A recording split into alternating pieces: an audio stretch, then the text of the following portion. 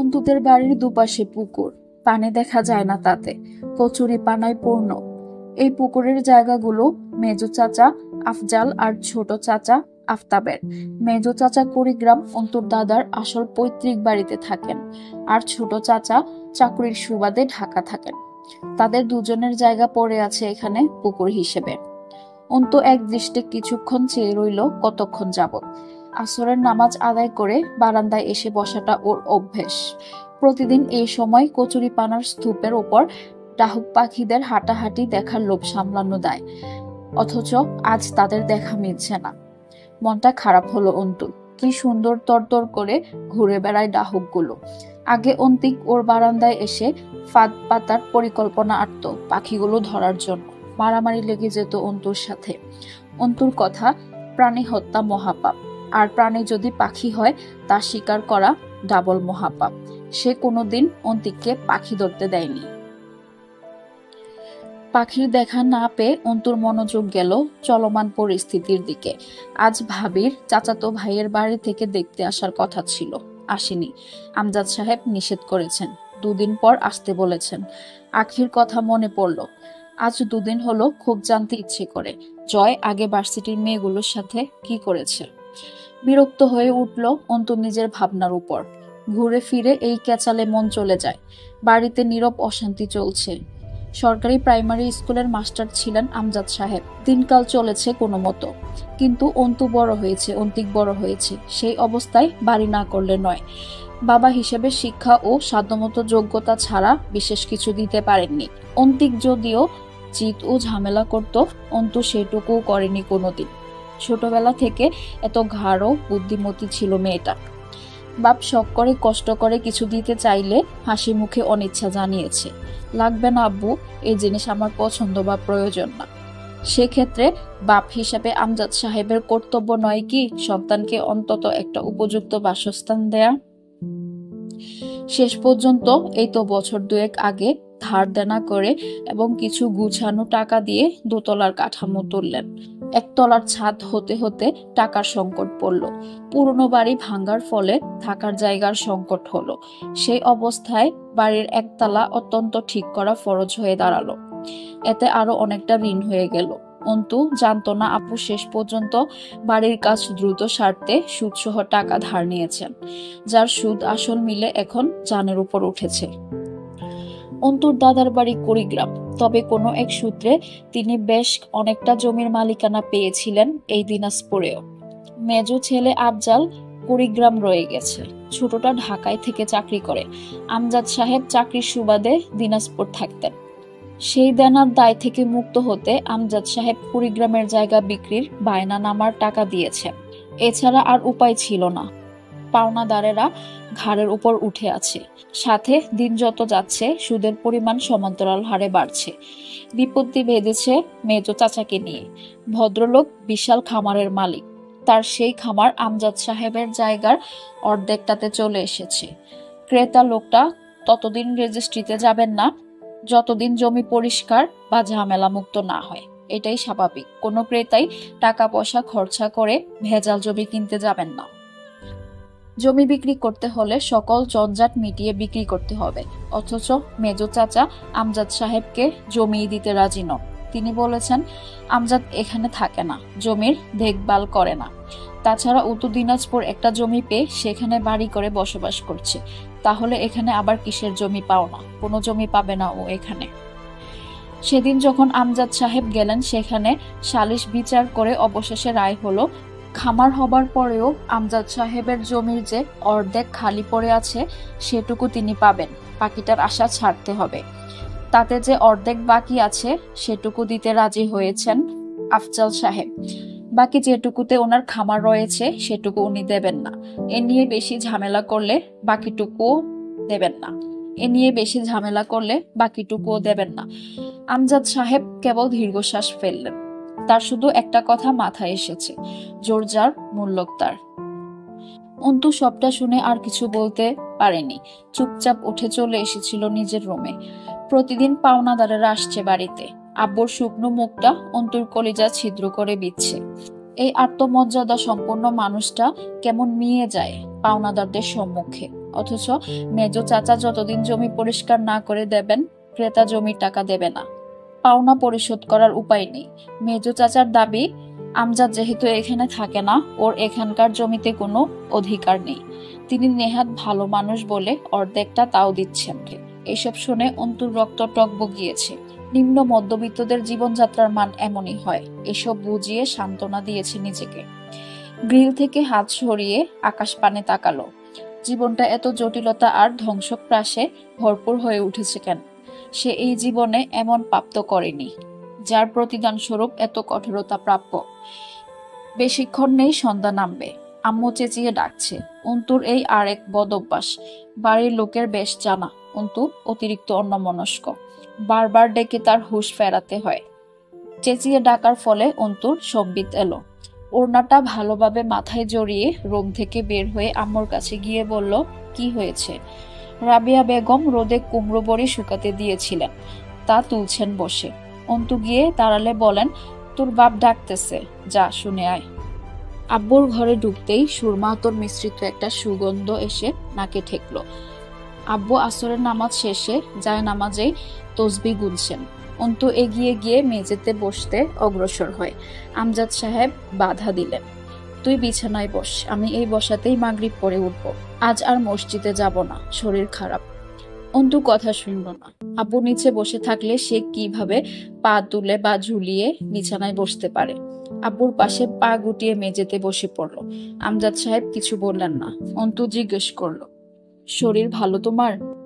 আছে, ভালোই। অন্তু তাকালো আব্বুর মুখের দিকে। কি শুদ্ধতম চেহারা। এক থুতনি চাপদাড়িতে হালকা পাক ধরেছে, সেখানে মেহেদির রং উকি দিচ্ছে। গভীর চোখ, পুরো ঠোঁটের বিশাল দেহী মানুষটা। ভারী গম্ভীর কণ্ঠস্বর। এক পা গুটিয়ে বসেছেন, সেই পায়ের নখে কালো দাগ। অন্তু তাতে হাত বুলিয়ে বলল, কোথাও ব্যথা পেয়েছিলে? রক্ত জমেছে নাকি নখে? আমজাদ সাহেব বললেন, ব্যথা পাওয়ার কথা মনে পড়ছে না, তবে ওখানে একটু ব্যথা আছে। বাড়িতে কি হয়েছে? অন্তু চোখ তুলেছে, হালকা হাসলো। কি হবার আছে বাড়িতে? সব ঠিকঠাক। আমজাদ সাহেব গম্ভীর স্বরে বললেন, তুই আমার মা না, আমি তোর বাপ। হুঁশিয়ারি করছিস আমার সঙ্গে? অন্তু এবার হেসে ফেললো আরো খানিকটা।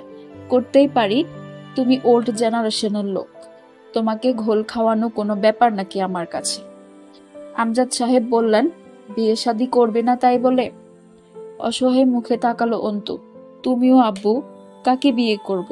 ভাবিরা না ছেলেকে, নাকি আম্মার কাছে আসা ঘটকের পাত্রদের মাঝে কাউকে? তাচ্ছিল্য ফুটে উঠল অন্তুর মুখে। আমজাদ সাহেব কিছু বললেন না। অন্তু আনমনে বলল, আব্বু, সামনের দিনগুলো খুব খারাপ যাবে, তাই না? আমজাদ সাহেব চোখ মেলে তাকালেন। তোকে বলেছি কোনো কিছুকে পাত্তা দেওয়া যাবে না।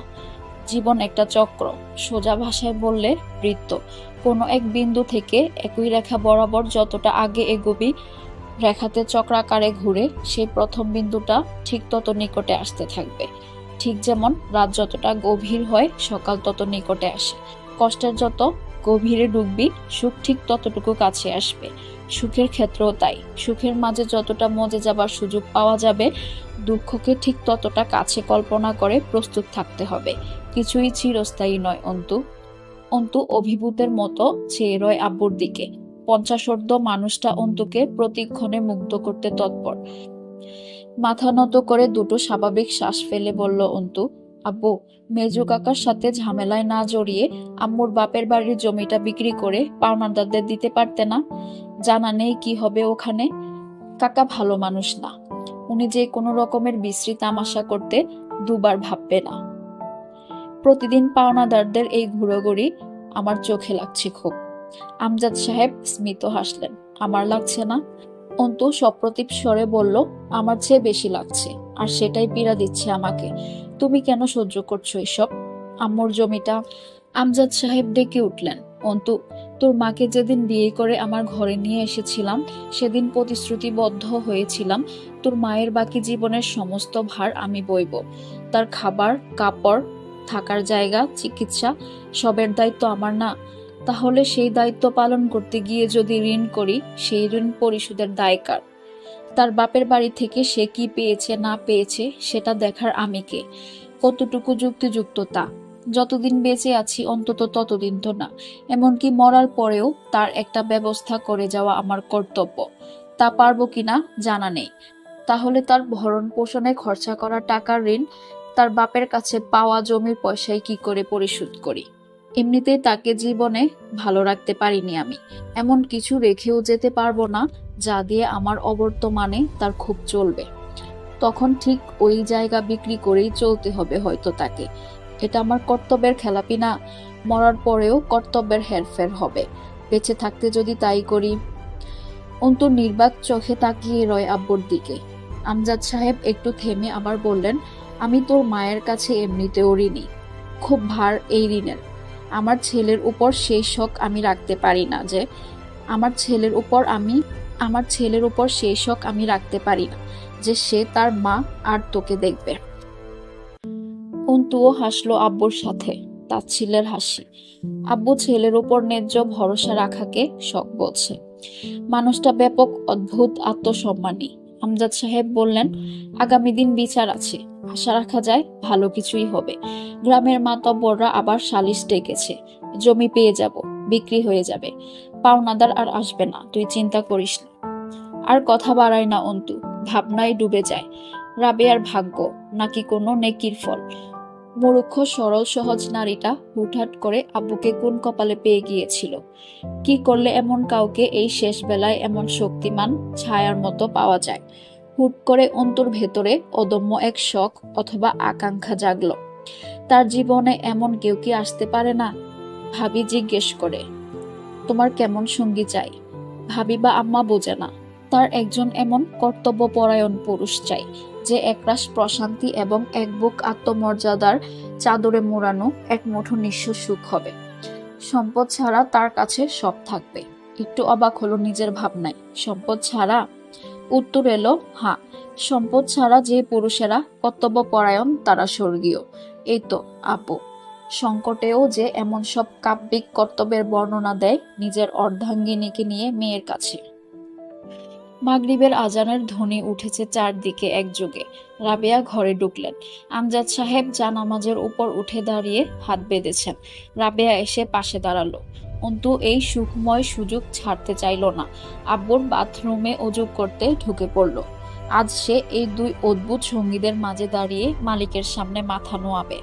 অজু করে বেরিয়ে চোখ পড়ল দুজনের দিকে। হেসে ফেলল অন্তু আনমনে। আম্মু আব্বুর তুলনায় বেশ খাটো, লম্বা চওড়া, অভিজাত 90 দশকের নায়কদের মতো। আব্বুর পাশে আম্মুকে কি বেমানান লাগছে? আবার হাসলো অন্তু। এই দুজনকে বেমানান লাগতে পারে না। এরা রবের সৃষ্ট জুটিদের মাঝে একজোড়া। দুজনে পাশাপাশি দাঁড়িয়েছে রবের সম্মুখে ঝুঁকতে, কাঁধে কাঁধ মেলেনি উচ্চতায়, অথচ মনের মিল অসীম। অন্তু সব ভুলে বুক ফুলিয়ে একটা ফুরফুরে শ্বাস ফেলে আব্বুর পাশে গিয়ে দাঁড়ালো। আব্বু নীরবে তার জন্য নিজের এক পাশে জায়গা রেখে নামাজে দাঁড়িয়েছে, অপর পাশে রাবিয়া বেগম। ইলেকশন এগিয়ে আসছে, প্রতীক বের হবে দিন দুয়েকের মাঝে। গতকাল সম্মেলন অনুষ্ঠিত হয়ে গেছে। ব্যস্ত সময় কাটছে হামজার। জয়ের দৌড়াদৌড়ি বেড়েছে। সকাল 10টা বাজছে। বাড়ির মেয়েরা রান্না শেষ করলো, অথচ পুরুষগুলো জাগেনি এখন। শাহানা বললেন, যাও তো রিমি, দেখো তোমার শ্বশুর উঠলো নাকি। রিমি দুটো নোংরা প্লেট সিঙ্কে রেখে বলল, শ্বশুর আব্বা এমনিতেও এখন উঠবে না আম্মা, আমি ওনাকে ডেকে আসি। সকাল সকাল ডাকতে বলেছিল, 10টা বেজে গেছে। রিমি বের হবার সময় তরু ঢুকলো রান্নাঘরে। শাহানা তরুকে জিজ্ঞেস করলো, জয় উঠেছে? তরু মাথা নেড়ে না জানিয়ে ভাতের গামলাটা নিয়ে ডাইনিং টেবিলের দিকে গেল। রিমি রুমে ঢুকে জানালার পর্দা ঠেলে কাজ সরিয়ে দিল। হামজা উপর হয়ে শুয়েছিল। মুখ কুচকে নড়ে চড়ে উঠল। কি করছো রিমি? পর্দা টেনে দাও। ঘুম জড়ানো পুরুষের কণ্ঠস্বর এতটা মোহনীয় হয় তা কি জানে এরা? নিজের মনেই আওড়ালো রিমি। তার চেয়ে বয়সে পার্থক্য একটু বেশি লোকটার, অথচ রিমির লোকটাকে একটুও ভয় করে না, সংকোচ হয় না, খারাপ লাগে না। সমবয়সী প্রেমিকই যেন ওর। দাড়ি গোপ বেড়েছে লোকটার, নিজের যত্নে গাফেলতি করছে ব্যস্ততার দরুন। 3/4 প্যান্ট পরনে শুয়ে থাকা এই লোককে তার পার্টির ছেলেরা এভাবে দেখলে কি নেতা মানবে? ছোট যুবকের মতো লাগছে। বয়সের দূরত্ব বছর 8 তো হবেই রিমি হামজার। রিমি এগিয়ে গিয়ে চুলে হাত চালিয়ে ডাকলো, নেতাবাবু, আপনার নির্বাচন তো ফুরিয়ে গেল, উঠুন জলদি, আমার আর মেয়রের বউ হওয়া হলো না। চোখ খুলে তাকালো হামজা, চোখের কোণে লালচে হয়ে আছে। চোখ বুজে আবার খুলল, তড়াক করে উঠে বসে হাত চেপে ধরল রিমির। তুমি খুব ক্ষমতালোভী বউ।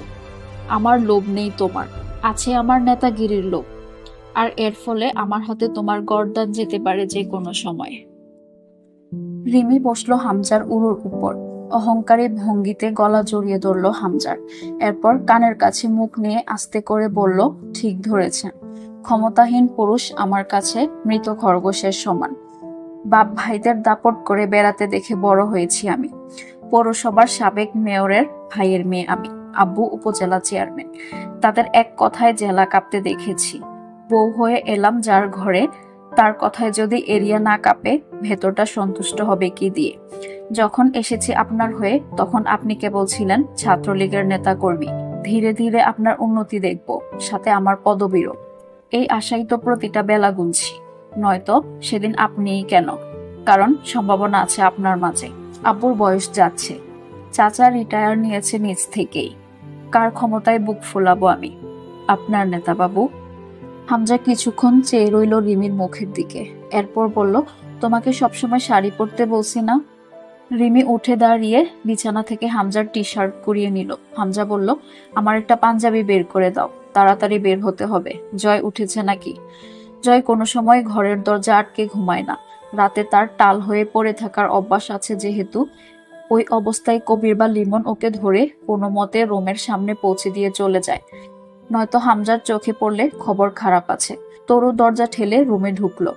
রুমটা অন্ধকার হয়ে আছে, না ডেকে আগেই আলো জ্বালালে এক্ষুনি উঠে থাপ্পড় মারতে পারে একটা।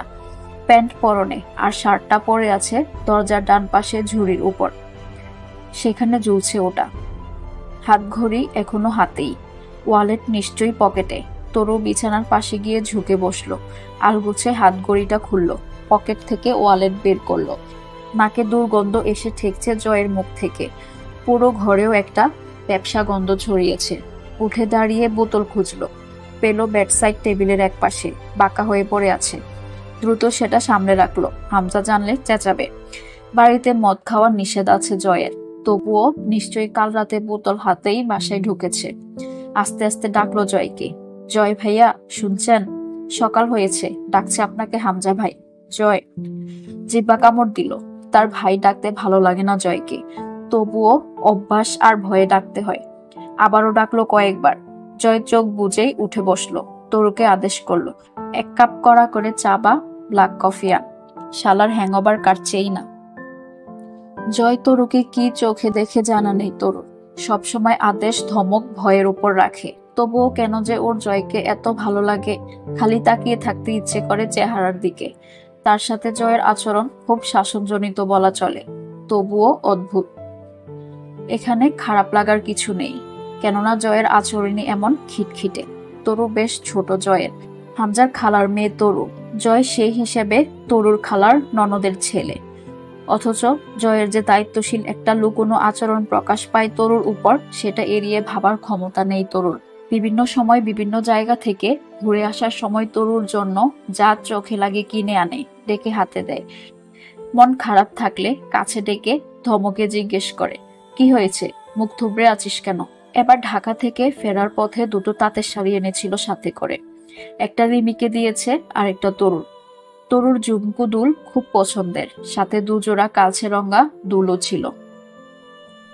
জয়ের আচরণই অসভ্য অভদ্রের মতো, আর সেটাকে খারাপ আচরণ বলা যায় না। সবাই সভ্য শান্ত কথা বলতে জানে না।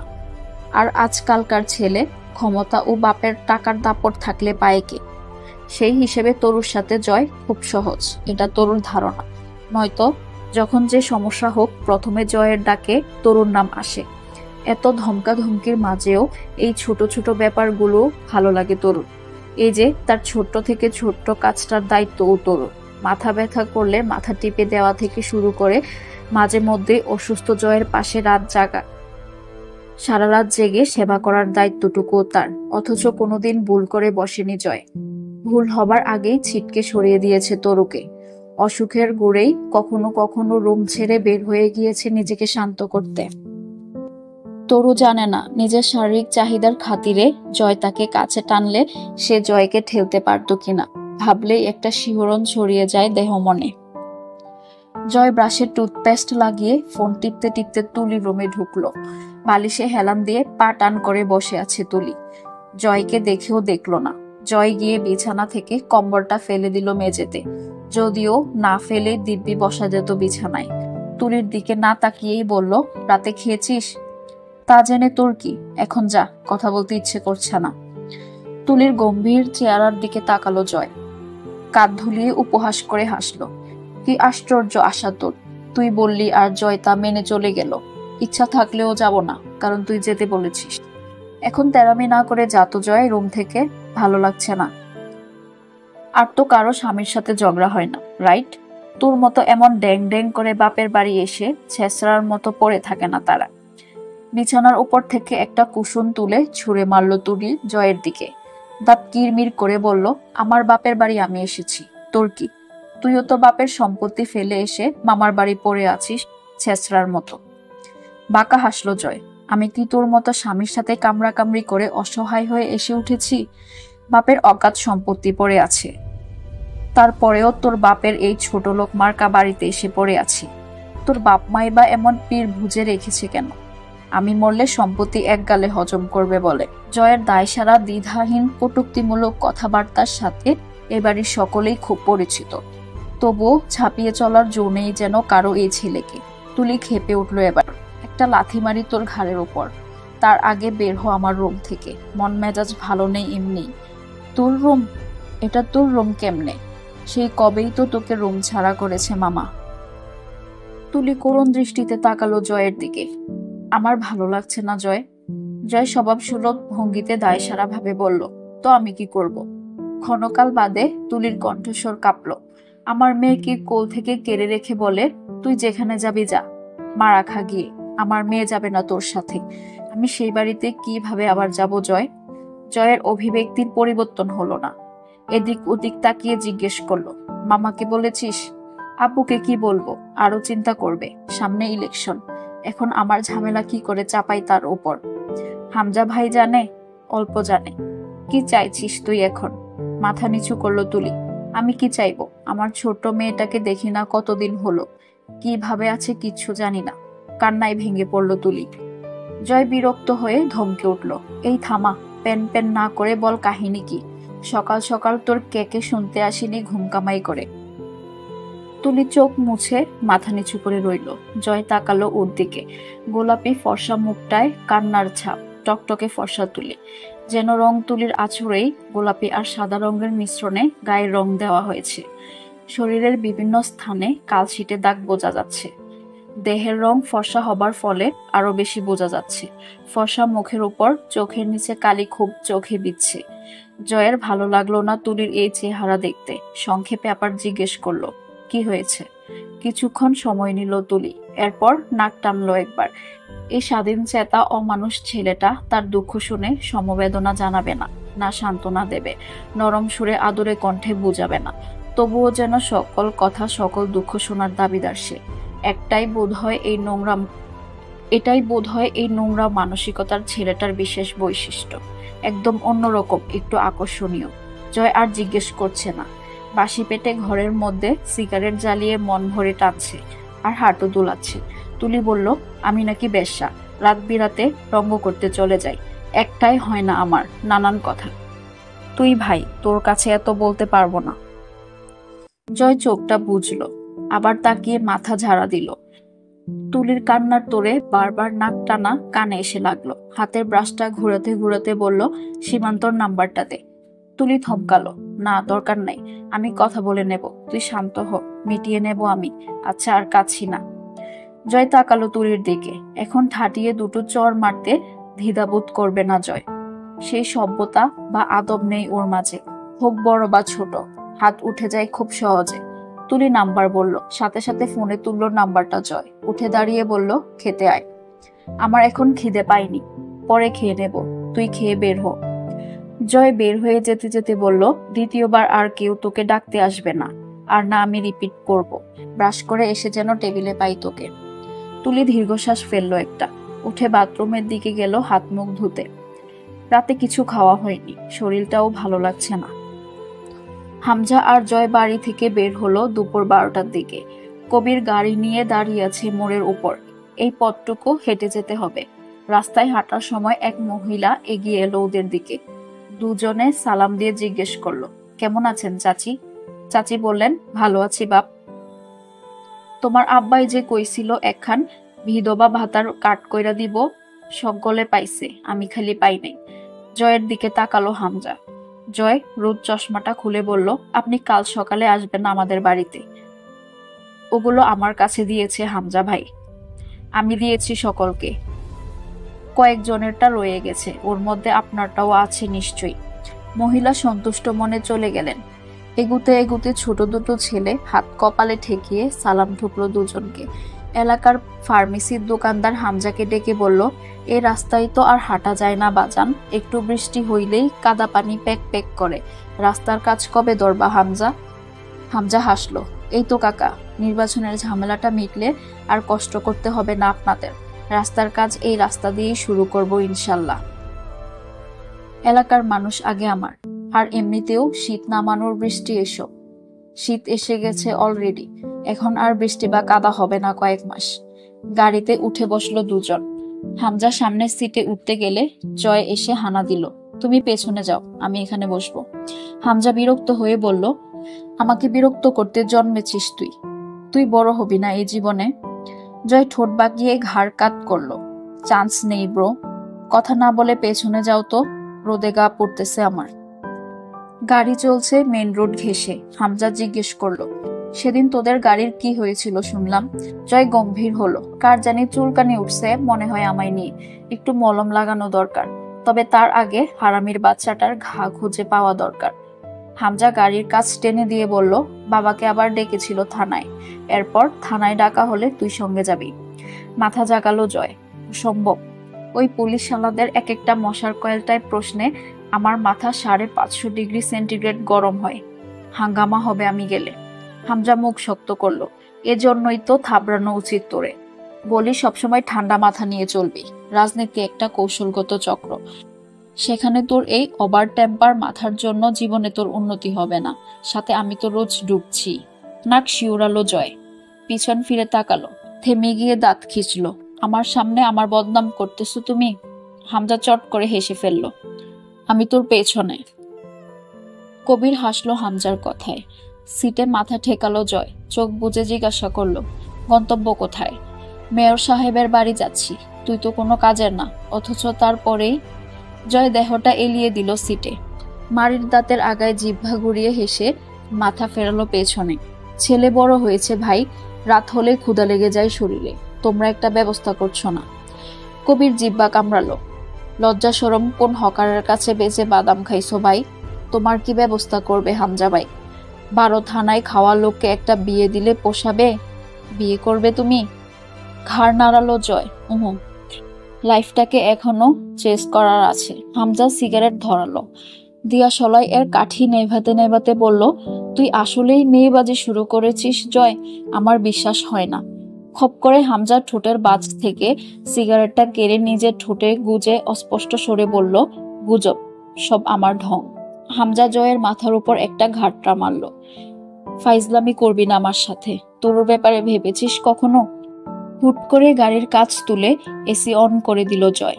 হামজা তৎক্ষণাৎ একটা থাবড়া মারল জয়ের কাঁধে। মরার আরো বহু প্ল্যান আছে, এভাবে মরলে পাপ বেশি হবে। কেশে উঠল হালকা। জয় বলল, তাই বলে তরুর দিকে নজর গেল তোমার? তুই আগে জানালার কাছ নামা হারামি, শ্বাস আটকে মরে যাব। ধোয়া জমে গেছে ভেতরে, ঠান্ডাও লাগছে। সিটে মাথা এলিয়ে দিল জয়, মরলে লাভ সবচেয়ে বেশি আমার, এবার মেয়র পদ আমার কনফার্ম।